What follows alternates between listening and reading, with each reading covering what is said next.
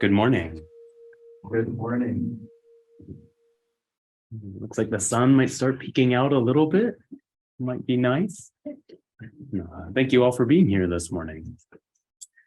So I know personally I've wanted this talk to happen for some time. The ceremony that we'll be talking about today is called Jukai-e, and it's Karin will say a bit more about it when she's speaking, but a large precept ceremony, and it happened almost 4 months ago now in LA. So it was a tremendous undertaking by the Soto School branch in North America to celebrate 100 years of Soto Zen in North America. Really tremendous amount of work. I think at least 5 years of planting's right. There's lots planted in the earth through this ceremony, lots of planning. And so many people had to come together to make it happen. And it's something that I haven't been able to share too much about, and it was really important for my own journey. Karin and I had very different positions when we went. Karin was a participant, one of the 100 people receiving the precepts, and I was, I think I said in the blurb, a altar care specialist, which is a very poor translation of a term that some of you are familiar with, Chiden. So I was in the Chiden Ryo, as it would be said in Japan. So I was in the group that's really responsible for all the physical stuff of altars and ceremonies, and also generally hitting bells and making sounds. So there were a group of, I think, 6 or 7 of us in that, led by 3 Japanese men who came to help with that. Some of them who were stationed in Brazil, another one who's in the US, and another person came from Japan for that. And a few of us Westerners struggled to keep up with everything. And it was back to the beginning of day 1 of training, remembering kind of the orthodox way of doing things. So that was my experience. And there might be more time at the end for me to say more about that. But I think what we really wanted to highlight was the experience of actually being in the container that so many people, both ordained and not ordained, worked to make happen, to celebrate this momentous occasion. So with that small introduction, those few opening words, I'd like to turn things over to Karin. Thank you, Genjo. I have to say, it was quite delight as a participant to be sitting way back in my pew and see Genjo moving around on the platform, carrying things very just with such grace and strength and care. And they never stopped. I mean, I think behind the scenes, sometimes you were stopped, but it seemed to us that there was almost always, unless a Dharma talk was being offered or another lecture, it seemed like they were always in motion. And I know you put in a lot of hours, as did the others who were involved in front of us. But it was a great deal of work to witness and care. So thank you. The Dharma Talks is when we slept. It was funny. You'd see people trying to find a dignified way to sleep. I think we found a very dark area where we could have our backs totally straight, and we're in our robes just like this, and everyone's just, you could listen to the Dharma Talk a little bit, but just kind of zone out a little bit. We started at 6:30. We had to be there at 6:30 cleaning the floors, my group, which was just like iconic and perfect, like emblematic of our role. And often very late you stayed. Yeah, a couple of times 10:30 in the evenings, practicing the ceremony. So it's robust. Yeah.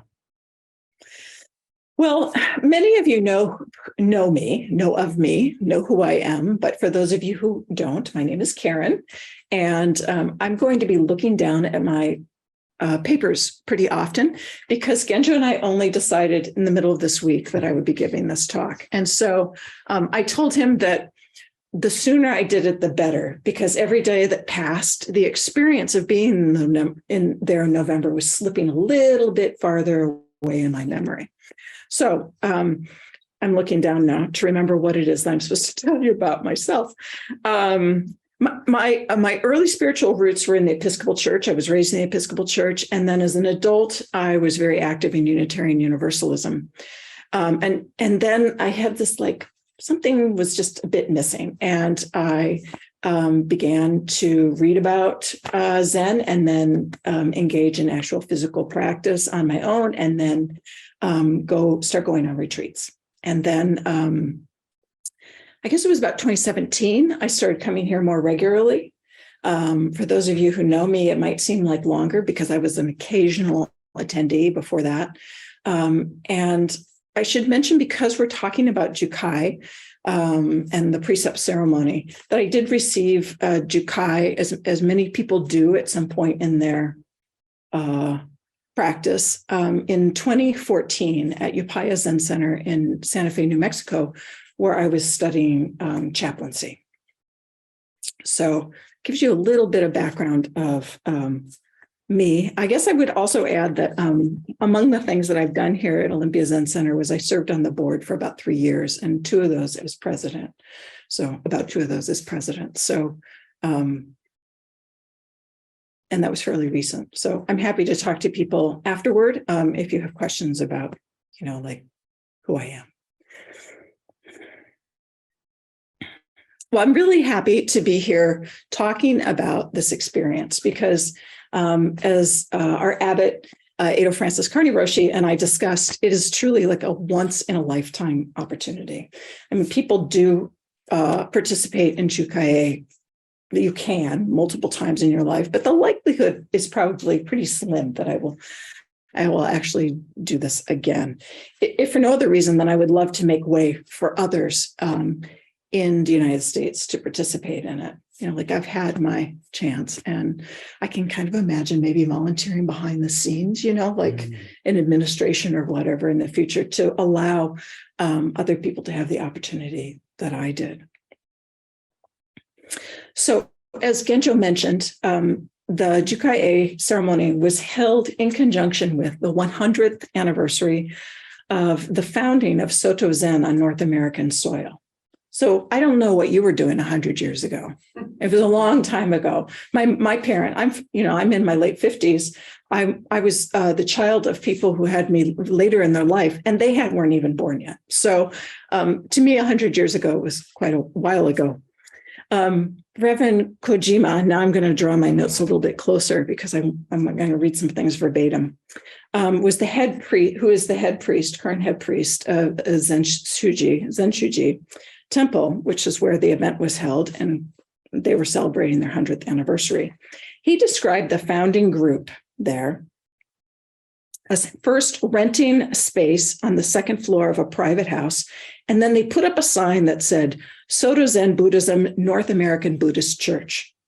And I really appreciate this description because it's reminiscent to me of many of the ways that small sitting groups begin. They rent a small space or meet in someone's home initially, and then maybe they rent a space, and then maybe they hang up a sign.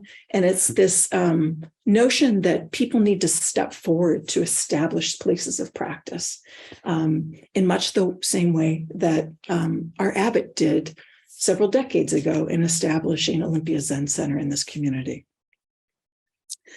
So Reverend Kojima continued, and I must draw it closer to my eyes.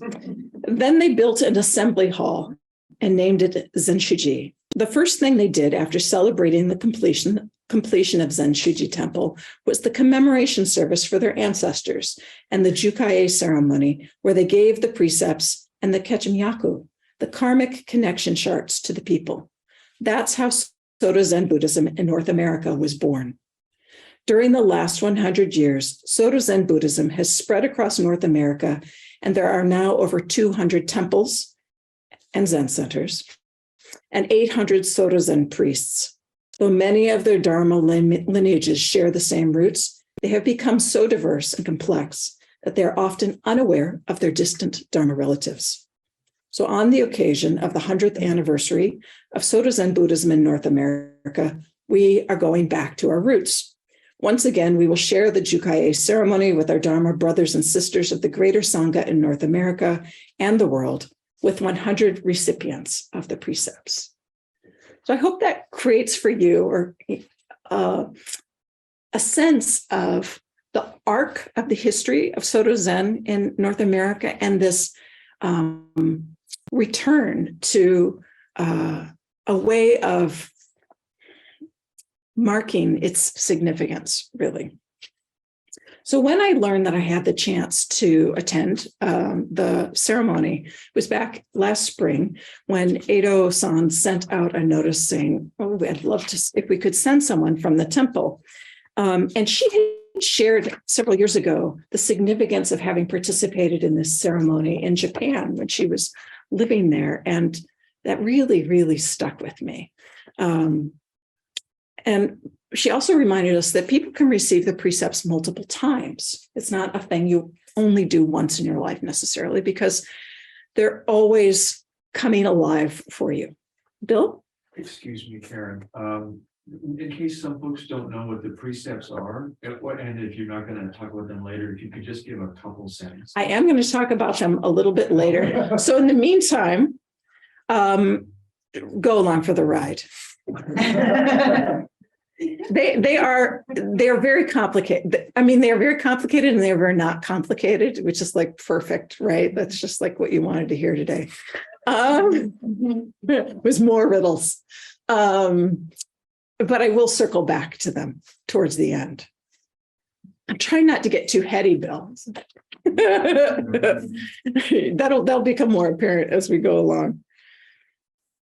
And now I'm just going to get to the part where I'm talking about not getting heady. So it's like you're my plant in the audience. Well, so when she talked about this, she gave us a few insights into what the ceremony was like. And I was really kind of wondering like how this, I guess I'll call it more esoteric ritual than what we engage in our day-to-day practice here, how it would work on me and what it would be like. And as it happened, I was taking Buddhist studies classes at the time. And so I had a more scholarly cap on, I would say then. And I was really kind of interested in like, what did it all mean? You know, like from a scholarly perspective, what did this mean? What would the rituals be like? And who would show up for this? And what did it mean for Soto Zen in North America? Like, what would this event mean? So I guess at the outset, I do need to lower your expectations a little bit. First, there are going to be components of the ceremony that I'm not going to be discussing at all today. And those are the rites associated with repentance and bestowing the precepts. These aren't photographed, and we were requested to hold that experience very close to preserve their sacredness. So that's kind of a spoiler. Secondly, though my curiosity was what sort of drove me to sign up and go to LA, once I was actually on the jet going to Los Angeles, that kind of like scholarly curiosity just like disappeared. You know how when you go on vacation, you're kind of like, ah, well, there was a little bit of that, but really what it was like, I'm just going to, and I think vacations can be like this too. I am just going to open myself up to this experience. It was a sense of receptivity. And I think you can be curious within that, but it wasn't driven quite so much by like, what is this? And what does it all mean?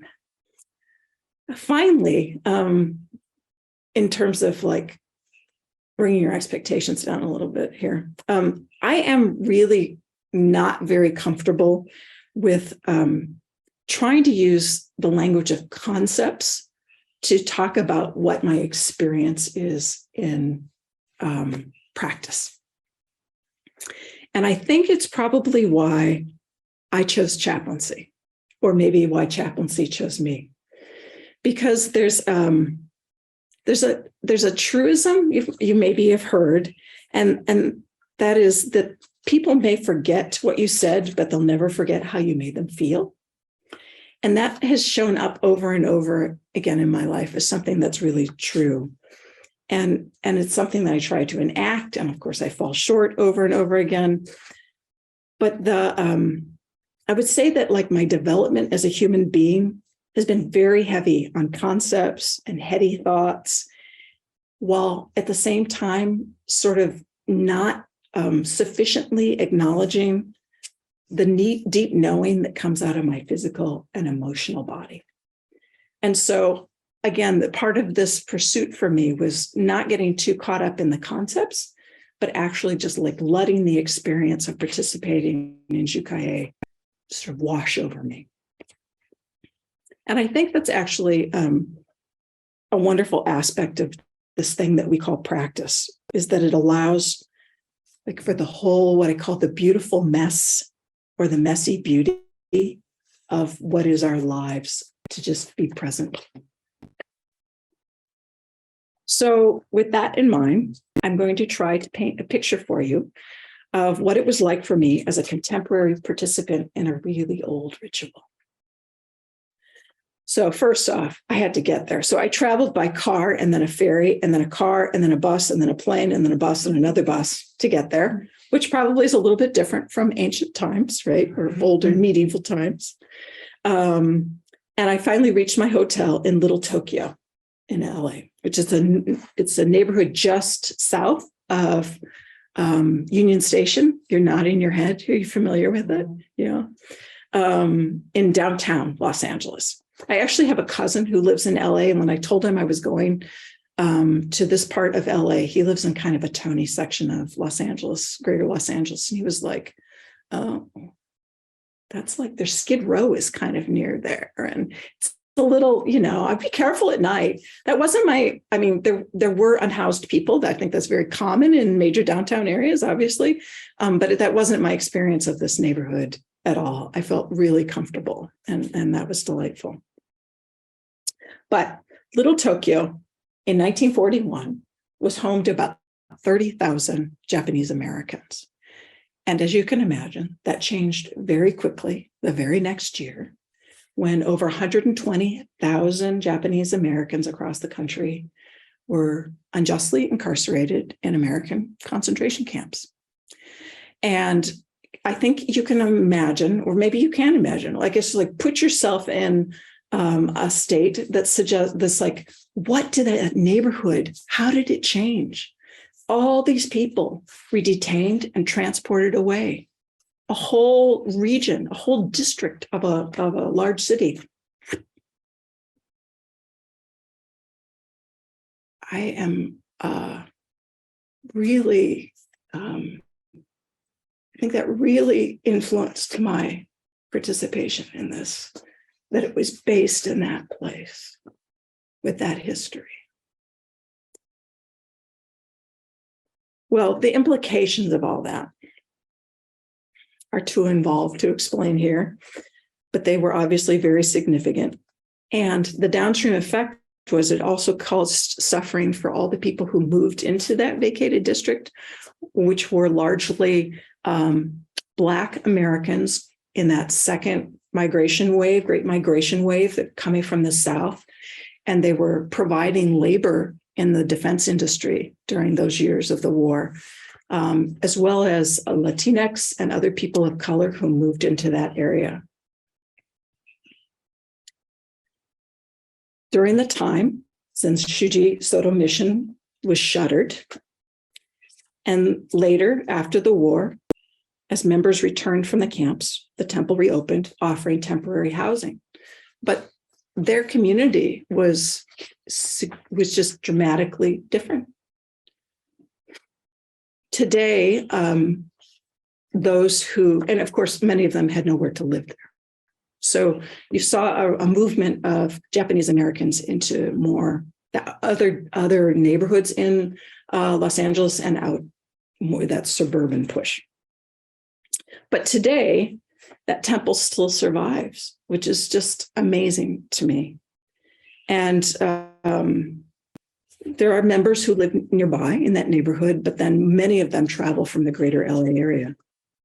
So that temple, it was that temple community that not organized their own big celebration of their 100th anniversary, but then also hosted 100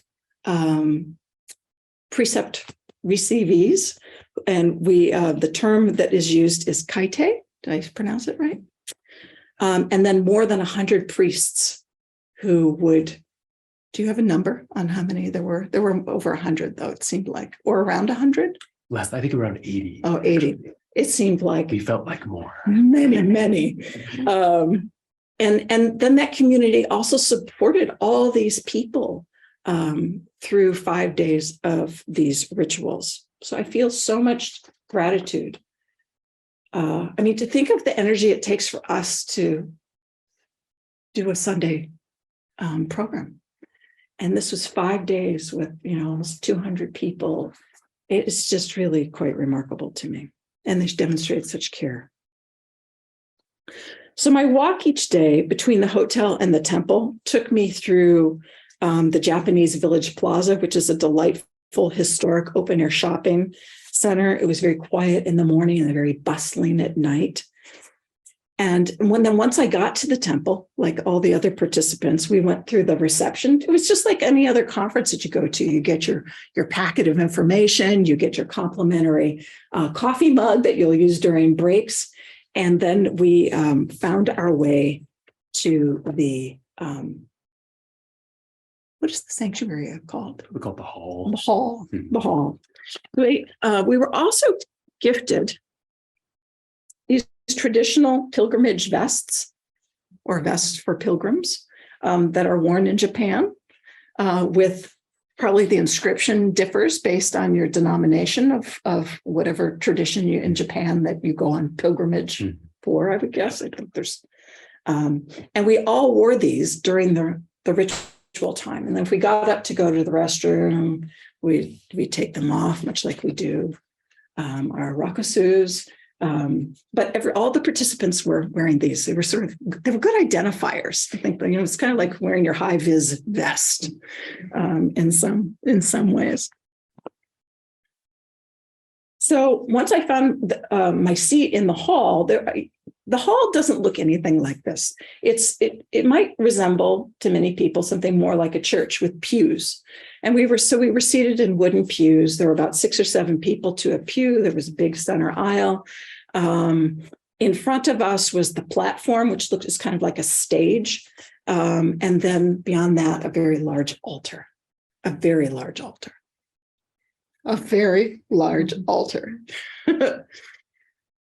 So every morning at 9 a.m., we'd be in our seats, and Genjo's teacher, Reverend Ejo McMullen, who was the platform manager, was his title. Did he have another title? That was what it was in the program. He was like an MC, kind of. He really kept us informed about what was going on, what we could anticipate, how we needed to behave. It was very, very helpful. And he had struck just the right tone of cheerfulness and solemnness when it was required.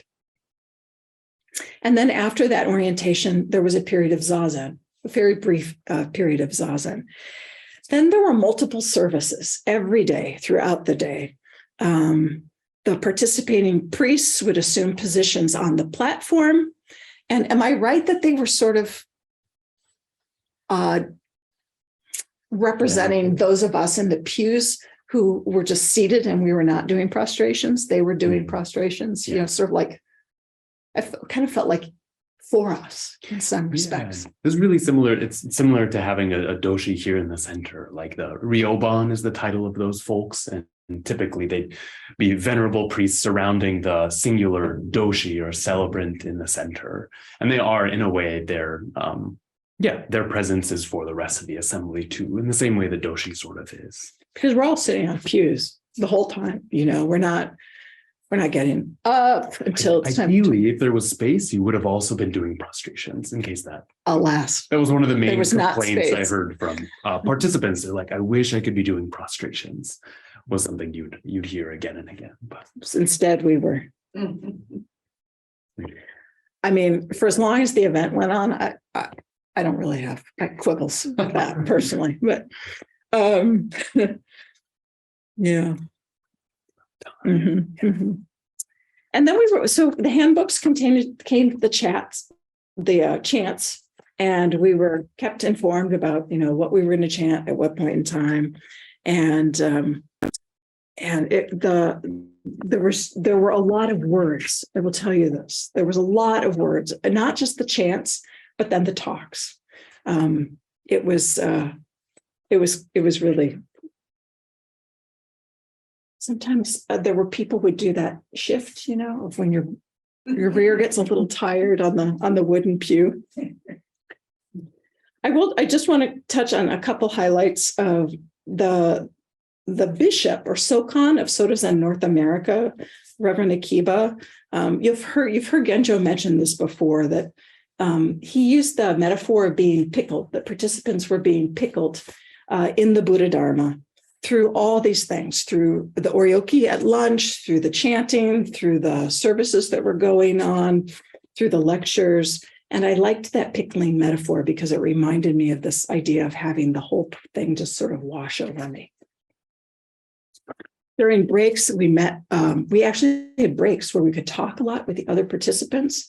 So I met other Kaite from like New York, Vermont, lots of representation in California.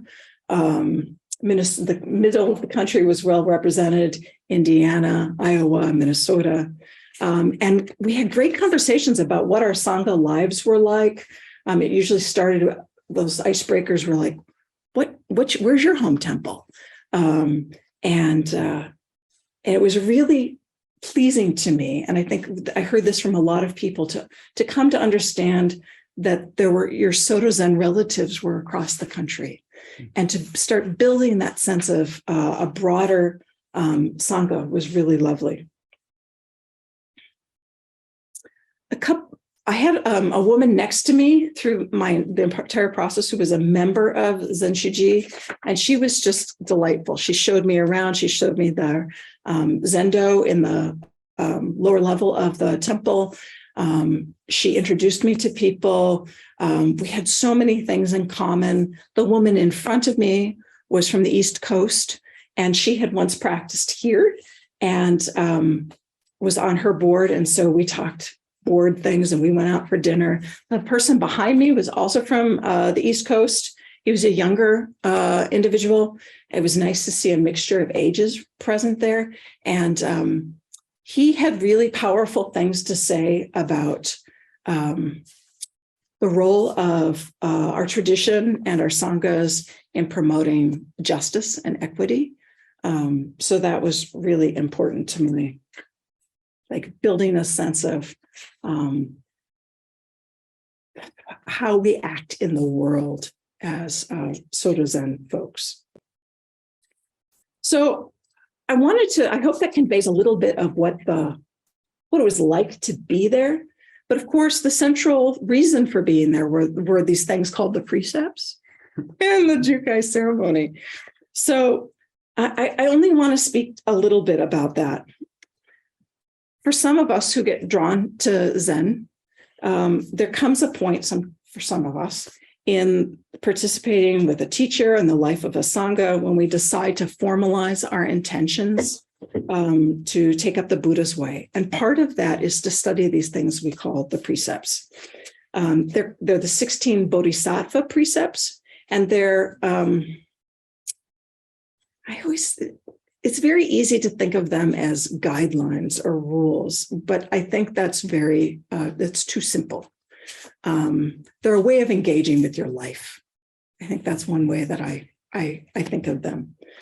And in the case of this ritual, we had 6 lectures on the precepts over 4 days by 2 very esteemed teachers. We had a number of Dharma talks, and then the bishop or Sokun gave us encouraging words and much wisdom every single day when he spoke to us. So as I said, many, many, many, many, many words. And there's no way that I could possibly summarize what all that was like to receive. I did look over my notes, and I'm going to give you what I think were a few tidbits that stood out for me. The 16 precepts serve as a backbone The task throughout our life is to determine how we will embody them. Stopping something unwholesome allows that particular energy to be redirected towards something beneficial. I really liked that. Practice repentance. Practice great compassion. The essence of the precepts is respond flexibly to every moment. A bodhisattva's job is to see and rejoice in the virtues of others. Please sit zazen. Live wholeheartedly. Allow yourself to fully manifest. So Reverend Kojima, who leads that particular temple, said that the assembly were making history together. And it really felt like that. There was such a celebratory sense of this gathering. I think Genjo has photographs that will be available later, so you can kind of see what this was, more of what this was like. And if you're interested in the history of Soto Zen in North America, the Zen Shiji YouTube channel has a lecture series that went on last year. And there's some really lovely lectures about the history of our tradition. And if you're interested in any of the anti-oppression resources that some of the sanghas around the country are developing, I'd be happy to talk to you about those too. So finally, I just want to say a word about my thanks to this sangha and our benefactors. It was through the generosity of benefactors, the suggestion of the abbot, the decision of the board to financially support my trip, paid for my lodging, which was a really huge expense. And I'm really, really grateful, so very grateful for all of those who were involved in making that happen. And I want to thank you for enduring my description of this event. And I'm happy to answer questions later. I'll be around afterwards. So thank you.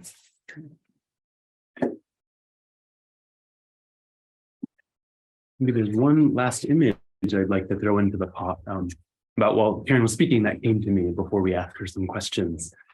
I was talking with a number of, I became friends with a person who came from the San Francisco Zen Center lineage. I don't know who his teacher was, I don't remember, but he told me that a number of, so maybe 30 of the kaite, the people receiving the precepts, were priests.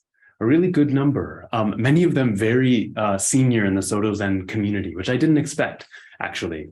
But many people came for it, and he told me that a very good chunk of them were like, well, I'm kind of just showing up because this seems like a good thing to do. I'm not really interested in the Japanese side of Zen. Like, we kind of got our own thing going. It's great. It seems like they're a little clinging to the past a bit, and we're sort of doing our own thing. But I'm going to show my face. He said there was that energy. And one of the evenings was quite a powerful ceremony, which I think was universally felt and described later, had to do with a number of priests rotating around the group and saying a gatha of Avalokiteshvara Bodhisattva, the Bodhisattva of compassion. And all the lights were dimmed. There's just fire in the room and sounds of bells and singing while people were being rotated by compassion. And he told me the next morning that this group of his fellow friends who had come, they had dinner reservations afterwards, and they immediately canceled them. And they went back to their rooms. And they said that they just knew, they were just like, we can't really hang out now because of the gift we've received.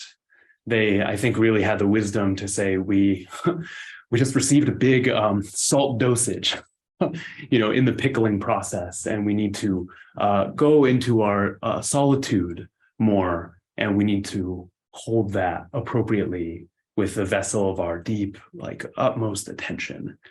And he said that from then on, he said things have been different about how people have been holding and relating with people's sense of, the Japanese side of Zen.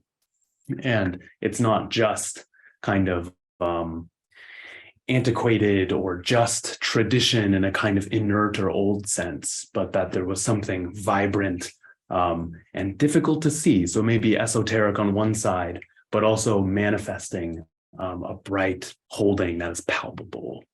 And I like to think, and I heard words to the effect that that was a universal sense from people's experience at the end. And certainly was mine, my first experience at a Jukai-e.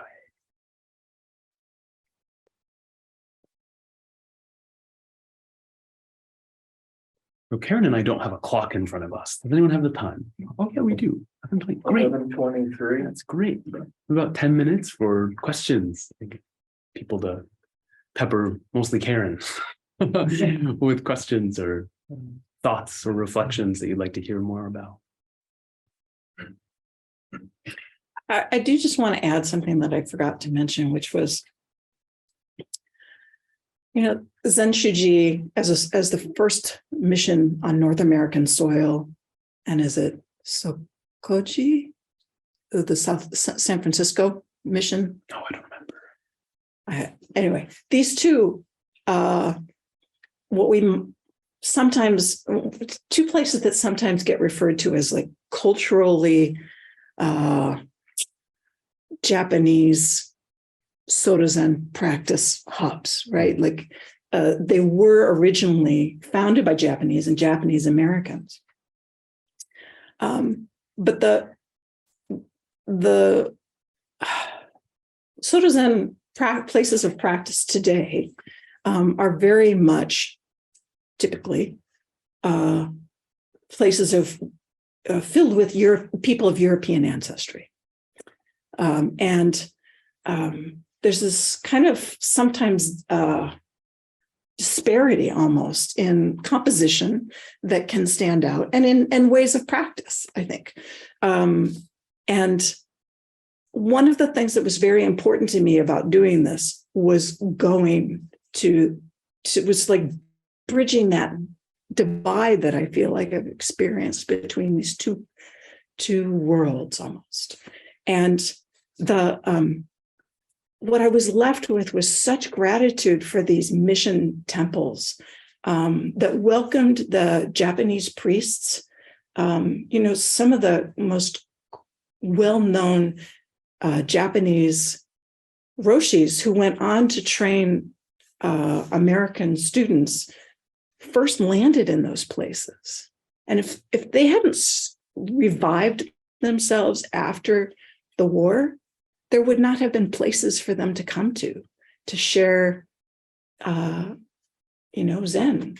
And I think of Edo Roshi, whose first teacher was Koben, and he came to Tassajara, is my understanding, at Suzuki Roshi's request. And so there's our connection. Suzuki Roshi came to San Francisco Soto Zen mission.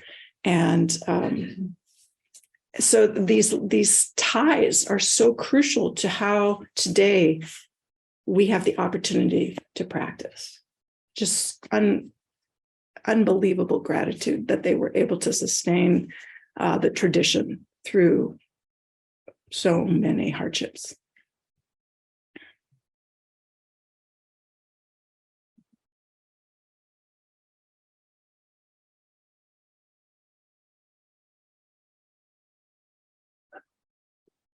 Bill. Thank you, especially for setting the context of that neighborhood in the context of the waves of violence that have characterized relations between the United States and Japan, because the witness of Zen shining through that violence is, that's so helpful for me to remember. As you were talking about, I was reminded that one place that I trained in New York City is Zen Center. The image of the bodhisattva of compassion that they use is a bodhisattva that survived the bombing of Hiroshima. And I just in this world, the context of our place now with the unraveling and the extremism and the falling apart and the tremendous anger in our society. I just am grateful for the context of Zen sort of staying present in those fires, those flames, and continuing to persevere with sharing that compassion. Thank you.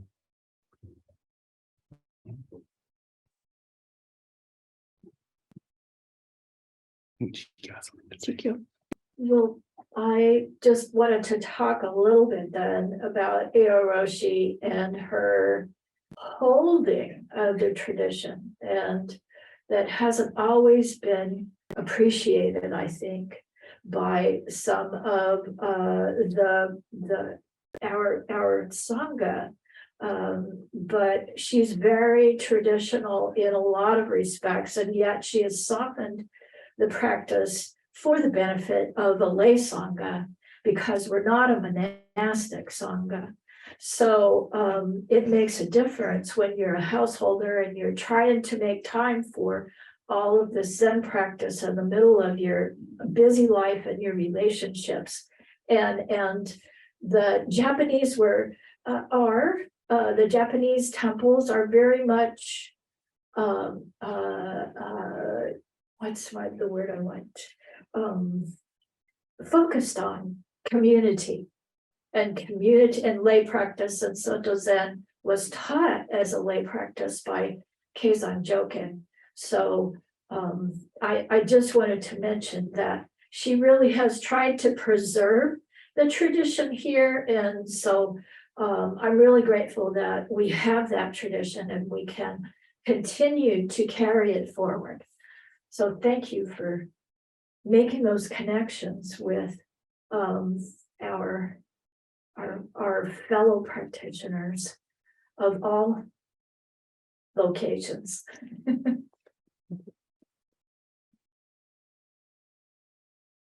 Maybe time for just one more.